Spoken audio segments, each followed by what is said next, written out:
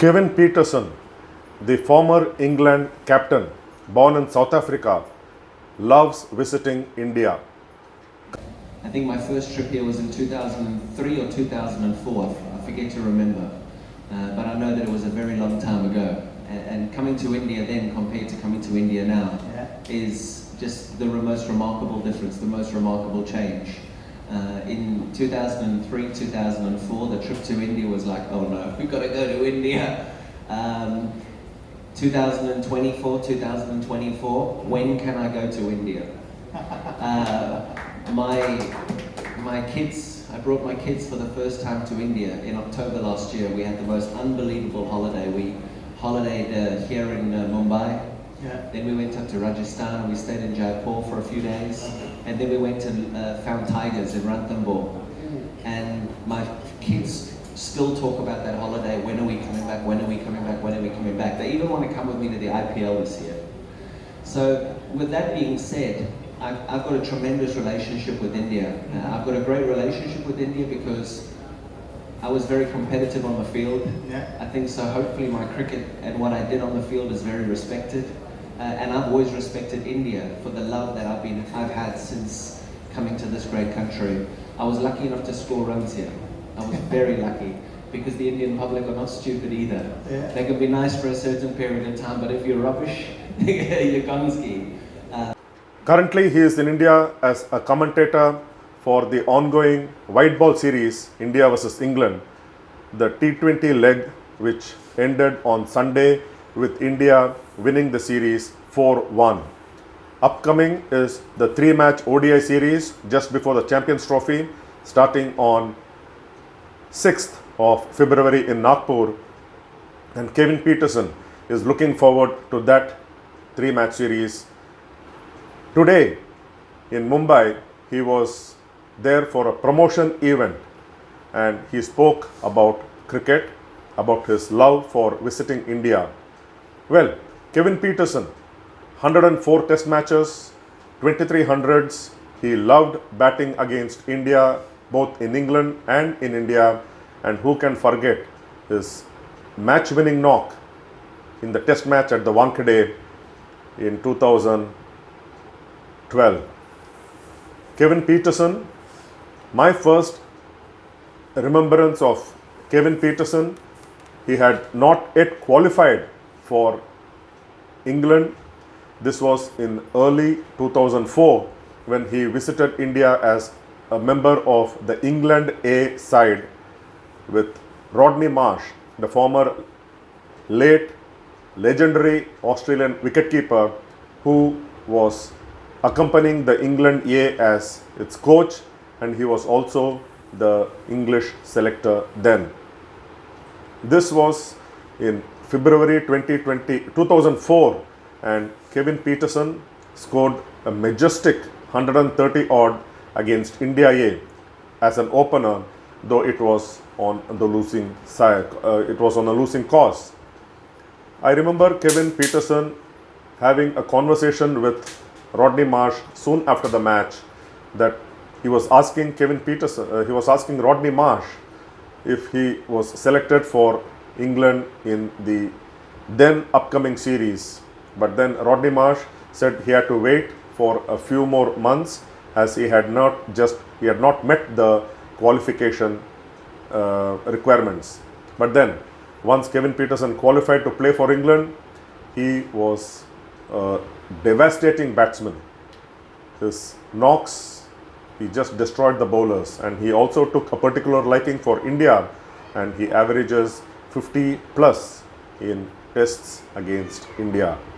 Well, what follows is the interaction Kevin Pietersen had with the media, and that touched upon the various topics that included his admiration for Abhishek Sharma and his 135 runs just 2 nights ago at the Wankhede Stadium that simply destroyed the English bowlers. He also spoke about people having to respect Virat Kohli and Rohit Sharma. He also spoke about the two-tier system, and it says the system is not correct. He also spoke about the IPL franchisee owners having stakes in the 100 and how it will help English county cricket. And he also spoke about his love for coming to India. Let's listen to Kevin Pietersen. You made that one innings from Abhishek Sharma yesterday. He came and met you on the way to the press conference. Yes. What did you tell him, or what did he tell you? He didn't tell me anything. He said thank you because I said to him that was the best T20I innings I have ever seen. The stroke play was phenomenal. There was no hanky-panky reverse sweep, scooping, sweeping, ramping rubbish. It was the most unbelievable stroke play. It was the innings was perfect. Not many T20 batters can make 135 and play the perfect innings. That was the perfect innings. That he did against Chakravarthy and Mark Wood. Exactly. No fast ball. No. And in the Wankhede where it bounces and it's fast. You have Sanju Samson that walks back onto his stumps and is intimidated by the short ball. Abhishek is running at Archer. Boom! Hitting him. It's just phenomenal. Phenomenal. So happy for him. There's a lot of courage, isn't it, against Archer. Great eye. Very good eye. Even this month it's all about one-day cricket. We will be having Champions Trophy, we played a lot of one-day cricket. How do you look at overall one-day cricket format and the influence of T20 cricket on one-day cricket? Well, the influence on the one-day cricket is when Gambhir was talking to us the other evening, he was talking about how fast-paced India is going to play and how aggressive India is going to play. His mantra is to just be ultra-positive. And I think there's a thing called Bazball. Bazball is not for defending. So I think it's going to be a very positive series. So about I'm hoping it's going to be a very, very positive series. So from that standpoint, I think we're going to be entertained by two quality teams, because you've got quality players on both sides. You've got Root coming back, then you've got Rohit and you've got Virat coming back.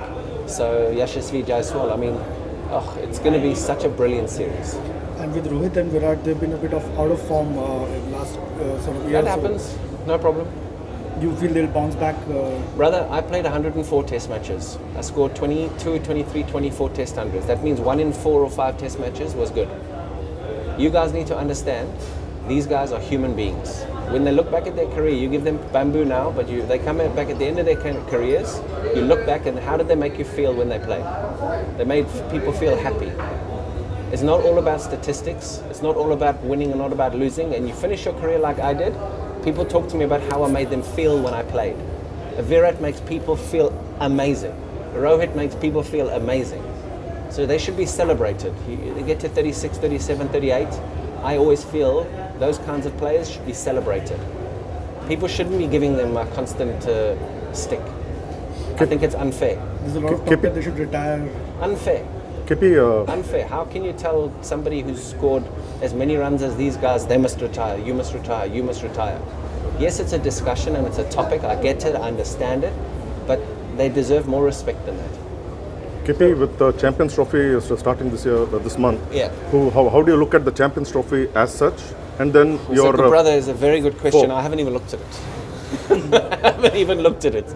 I'm not working the Champions Trophy. Honestly, I have not even looked at the Champions You Trophy. think England will win? India? Let's have a look. You asked me this question on our Metabad when we've seen the two teams play twice this week. How do you look at baseball? Are you getting the results? Is England getting the results the brand of cricket they are playing? No, they're not. They're not in the Test arena. They're not. You only have to look at their statistics. They're certainly not. And then we'll have to wait and see what happens in white ball. They've only played a couple of games now. Lost their first series. They lost their Test series last year against India. Let's watch and see how this landscape develops.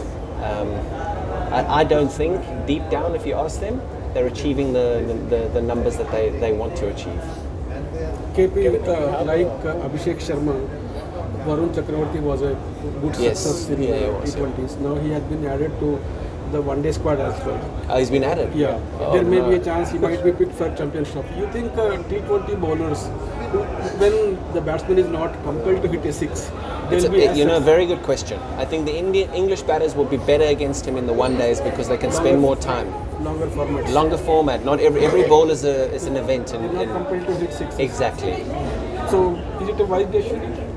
I think it's a Varun I think it's will be successful. I think it's a great decision because baseball is not for defending. And Kevin, we have an India-England series, 5-match series coming up in the middle of the year. Yes. How do you see the Indian batters responding after what happened in Australia?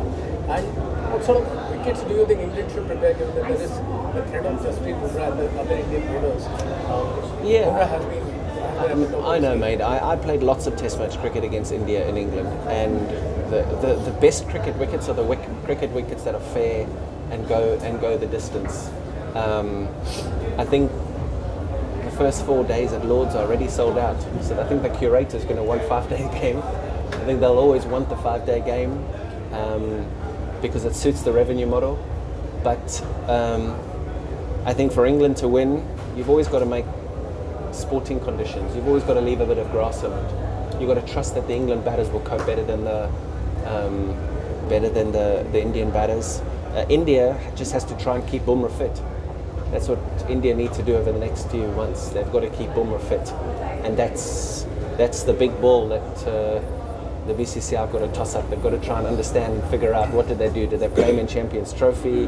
Did they play him in IPL? Did they play a little bit of IPL, a little bit of Champions Trophy? Did they say no to IPL? Like there's some very big decisions because what you do and what we have seen in this Australia-India series, the public are heavily invested still in Test match cricket. Heavily invested. So I think it's a big series for the Indian batters as well. In England, it's tough to bat in England. So I hope they've got good, solid guidance, good, solid advice, and they can go there and use that. Sorry guys, he has to go. We'll have to wrap up. Yeah, Kevin, there is Okay, a lot last of one. chatter about two-tier system for Test cricket.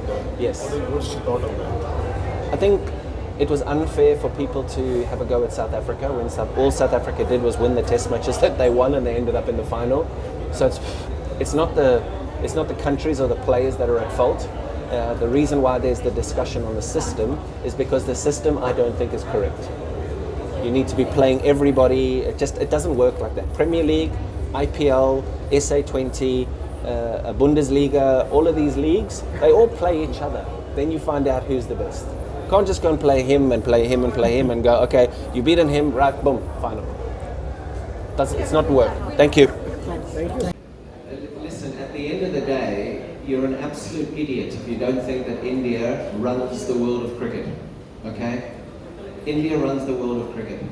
And anyone arguing against that clearly is deluded.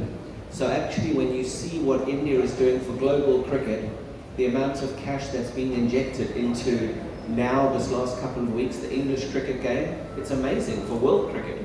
It's amazing for English cricket. I mean, I know the guys at the ECB, and also my buddies were the one that took Lords, and the amount of money that they're spending just on Lords is, I mean, it's ridiculous. I don't think the ECB ever in their wildest imagination thought they were going to be able to accrue that sort of number just from one team. So I think it's brilliant for world cricket. I think it's amazing for what's happening in English cricket, because there's a lot of the counties in English cricket that are struggling, really, really struggling. And so now with this cash injection, and the majority of it, of course, as you quite rightly say, is Indian-based, is amazing. Look at what they've done in South Africa. I was just in South Africa last week calling the SA20. All of the stadiums are full, the ownership is all IPL teams, everybody's happy, the quality of cricket is spectacular. It's the way that the world is now. So I think it can only be positive. Yeah, so the return on investments, I don't know, I haven't seen what the numbers look like in terms of, you don't get return from the player, you get return from the TV. So I need to try and figure out and answer that question once I've seen what all the broadcast numbers are, etc. I think those are just trophy assets. I mean, owning Lords is a major trophy asset. The Ambanis having the Oval is a major trophy asset. I mean, GMR now having all of Hampshire is a major trophy asset. So I think Goenka might have bought Manchester yesterday. Yeah. Goenka, so LSG now at Old Trafford. I mean, that goes, it's right next to, you guys all know, it's right next to the football stadium, Manchester. It's a major, major asset. So I think they're more, at the moment, with the amount of money that they're paying, I think they're more trophy assets than returns on investments. I think their return on investment was buying an IPL franchise 18 years ago for 70, 80, 90 million dollars, and they're now worth $1 or $2 billion.